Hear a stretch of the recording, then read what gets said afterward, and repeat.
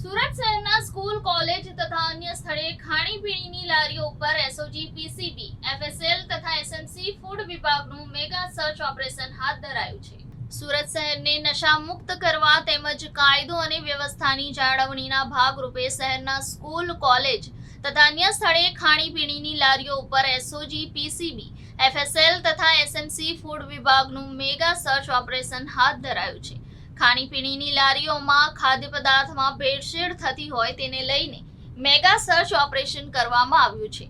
વિદ્યાર્થીઓ સાથે ચેડા ન થાય તે માટે મેગા સર્ચ ઓપરેશન હાથ ધરવામાં આવ્યું છે।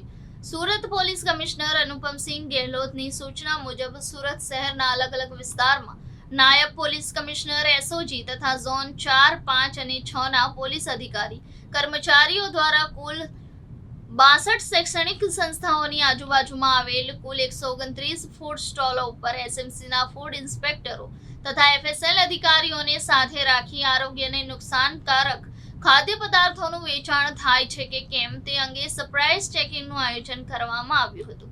સરપ્રાઇઝ ચેકિંગ ડ્રાઈવ અંગેની કામગીરીમાં ડીસીપી ઝોન 4, એસીપી, પીઆઈ અને પીએસઆઈ મળી 40 અધિકારીઓ અને 250 પોલીસ કર્મચારીઓ તથા એસએમસીના 15 ફૂડ ઇન્સ્પેક્ટરો અને એફએસએલની એક ટીમ દ્વારા હાથ ધરવામાં આવ્યું હતું।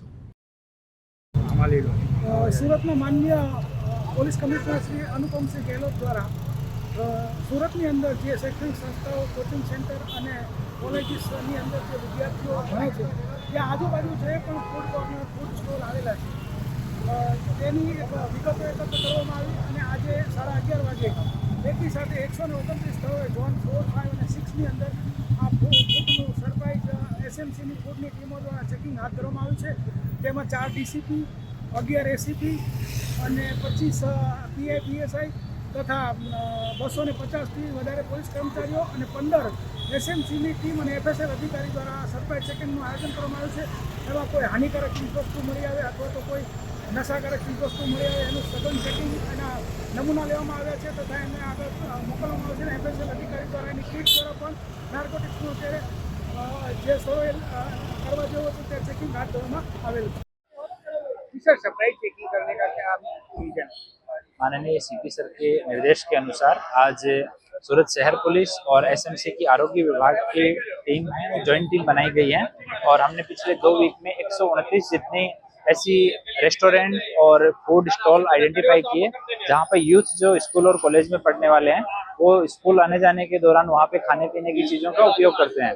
तो वहाँ से आज सारे सैंपल कलेक्ट करके खाने पीने की चीज़ों के उनको लैब में भेजा जा रहा है। तो इसको सरप्राइज रखने के लिए 129 लोकेशन पे एक साथ सैंपल की कार्यवाही की जा रही है और साथ में हमारी एसओजी की टीम है हर एक जगह पे और हमारा ड्रग का प्राइमरी टेस्टिंग किट है वो भी साथ में रखा है, उसके भी सैंपल लिए जा रहे हैं। तो ये सैंपल लेने के बाद में इनको लैब में भेजा जाएगा। अगर कहीं पे भी कोई सैंपल में ऐसी रिपोर्ट आती है कि कुछ बच्चों के स्वास्थ्य की प्रतिकूल कुछ चीज़ें यूज हो रही हैं तो उन लोगों के खिलाफ सैंपल रिपोर्ट आने के बाद में कानूनी कार्यवाही की जाएगी।